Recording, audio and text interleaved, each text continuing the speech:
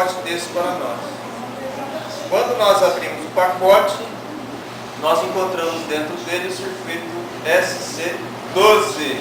Né? E aí, abrindo o pacote e familiarizando com o presente que estava ali dentro, nós vimos quão bom esse presente foi. Não pode ter certeza que eu e a Mira vamos sentir muita saudade de vocês, né? Como diz Colossenses capítulo 1, versículo 8.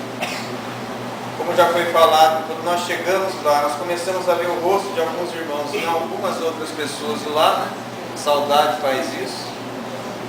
E como a Mira mencionou também, a gente nunca esquece. Ainda ontem, voltando para casa da reunião, à noite, a gente estava se lembrando de alguns irmãos de outros circuitos que nós conhecemos e com saudade deles.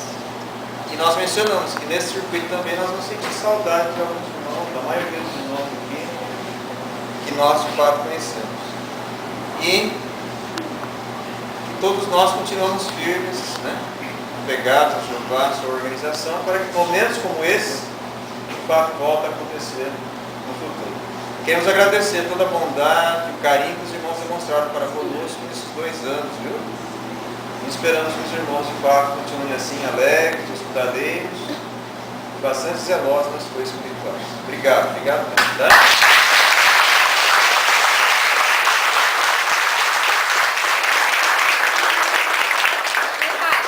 Outro gestantes também é muito querido, tá? Nós já conhecemos.